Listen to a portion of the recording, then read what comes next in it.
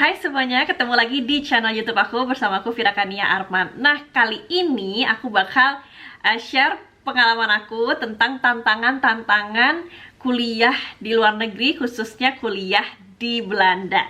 Kita mulai aja ya. Yang pertama adalah tantangan bahasa. Nah, kalau buat teman-teman yang pergi kuliah ke luar negeri, apalagi misalnya kuliahnya ke negara-negara yang mungkin bahasa ibunya bukan bahasa Inggris, seperti misalnya ke Belanda, ke Jerman, atau ke Perancis gitu kan ya, itu berarti ada tantangan lagi untuk sehari-hari bagaimana kamu bisa berbahasa lokal juga selain bahasa Inggris gitu. Nah, buat teman-teman, pastiin lagi, apalagi kalau mau kuliah, cari kalau nggak pengen belajar bahasa lokalnya, coba cari kuliah yang bahasa pengantarnya adalah bahasa Inggris gitu kan. Jadi memudahkan kamu juga untuk beradaptasi dan bisa kuliah ke sini. Nah, itu dari tantangan yang pertama adalah bahasa. Nah, untuk yang kedua, tantangannya adalah pastinya homesick ya. Dimana-mana juga kalau misalnya kita merantau, nggak usah jauh-jauh deh, misalnya merantau pindah kota atau pindah pulau aja di Indonesia, pasti kangen dong sama teman-teman, kangen sama keluarga, terus juga ke negara baru, ke benua baru, pasti harus memulai lagi, mencari teman-teman baru lagi. Dan wajar kalau misalnya kamu ngerasa homesick, apalagi di awal-awal kepindahan kamu. Nah, gimana caranya? Yang pasti caranya adalah sering-sering video call. Terus juga kedua, cari komunitas-komunitas yang sesuai sama background kamu, mungkin teman-teman mungkin dari Indonesia, atau juga mencari komunitas-komunitas yang sesuai, seperti misalnya kamu suka futsal gitu ya, atau kamu suka main basket gitu, cari komunitas-komunitas tersebut sehingga nggak terlalu homesick banget lah gitu. Nah, selanjutnya tantangan berikutnya adalah tantangan perbedaan sistem kuliah dan juga penilaian.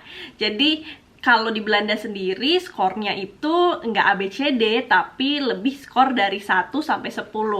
Nah, yang paling dewa banget adalah dapat nilai 10. Terus, untuk lulus dari satu mata kuliah itu minimal dapat 6 gitu.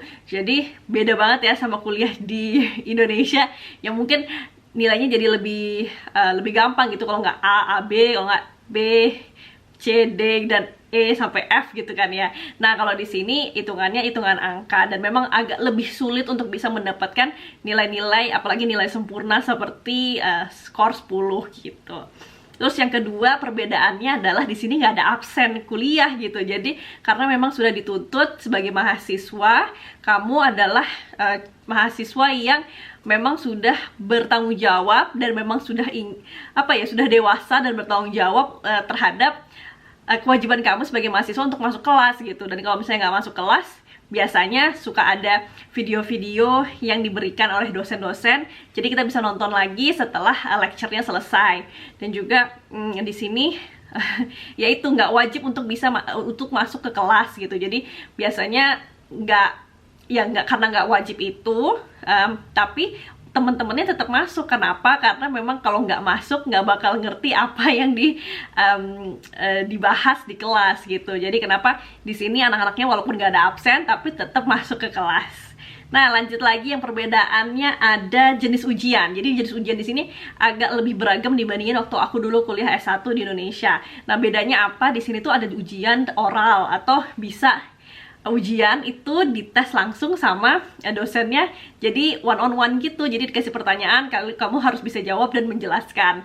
Nah, tapi ada juga ya, rata-rata sih ujian sih sebenarnya ujian tertulis ya. Ada juga yang ujian dibawa pulang ke rumah gitu ya, atau bisa juga ujian-ujian yang dalam bentuk paperwork gitu. Jadi maksudnya kamu ngerjain tugas, bikin menjelaskan satu artikel dan sebagainya, ada poin-poinnya, terus baru dikumpulin gitu. Jadi macam-macam jenis ujiannya, nggak cuma ujian tertulis. Nah, yang terakhir adalah perbedaan cum laude. Kalau cum laude di sini susah banget karena memang banyak banget syarat-syarat yang harus terpenuhi. Contohnya, dulu di fakultas aku cum laude itu baru bisa kalau misalnya nilai semuanya dalam 1 tahun itu yang 7 cuma boleh ada 1. Terus misalnya tesisnya harus minimal 8. Terus nggak boleh ada yang ngulang, nilainya nggak boleh dicuci dan sebagainya. Jadi memang sangat sulit sekali untuk bisa mendapatkan predikat cum laude gitu. Sedangkan di satu angkatan aku dulu mungkin hanya ada 3 sampai 4 orang yang bisa mendapatkan itu. Berbeda dengan di Indonesia mungkin yang syaratnya jauh lebih gampang gitu kan, misalnya minimal IPK 3,5 gitu, dan nggak terlalu banyak syarat-syarat lainnya. Jadi buat teman-teman yang mengejar nilai cum laude, jadi harus ekstra lagi untuk belajar dan fokus ketika studi di luar negeri.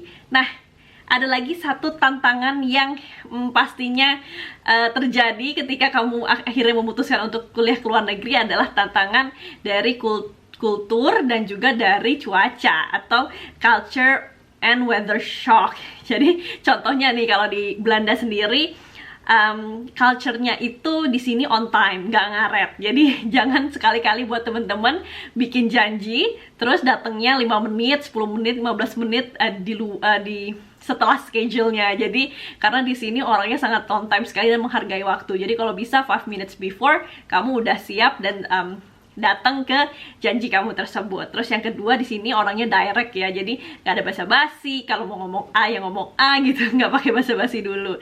Nah, buat temen-temen mungkin ini jadi salah satu tantangan tersendiri ya, karena memang kalau di Indonesia biasanya ada basa-basi dulu, ada hahaha dulu sebelum akhirnya ngomong yang ingin diomongin gitu kan. Nah, terus perbedaannya di sini selain itu juga cara hangout juga di sini beda gitu kan. Di sini biasanya ada momen-momen tertentu di mana kamu bisa hangout. Contohnya di sini ada istilah borel atau ngumpul-ngumpul gitu, biasanya ngobrol-ngobrol di bar dan di kafe gitu sama teman-teman di hari Kamis sore sampai malam. Itu di sini contohnya salah satu culture yang sangat kental ada di Belanda. Nah, untuk weather shock pastinya kalau kita kuliah ke negara yang contohnya ke benua Eropa gitu, yang punya 4 musim, pastinya kerasa banget.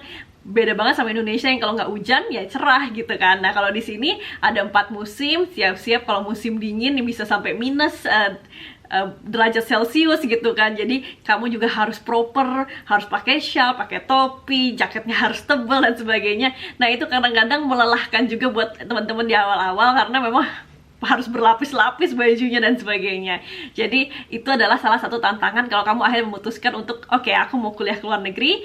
Siap-siap, ada beberapa tantangan, tapi tenang saja. Menurut aku sih lama-kelamaan kalau kamu pintar beradaptasi, sebenarnya ini semua menjadi hal yang biasa dan udah jadinya mendarah daging ke kamu juga gitu. Jadi saran aku, jangan takut untuk pindah ke zona yang baru. Mungkin bukan zona nyaman kamu untuk sementara waktu, tapi kalau kamu punya keinginan yang kuat dan kamu merasa bahwa oke, this is my journey, aku harus mencoba journey baru dan merasakannya, ya kenapa enggak gitu. Oke, segini dulu video kali ini, semoga memberikan inspirasi buat teman-teman. Kalau ada pertanyaan jangan lupa tulis komen di bawah. Kalau kamu ngerasa ini bermanfaat, jangan lupa thumbs up. Dan sampai ketemu di video selanjutnya. Terima kasih.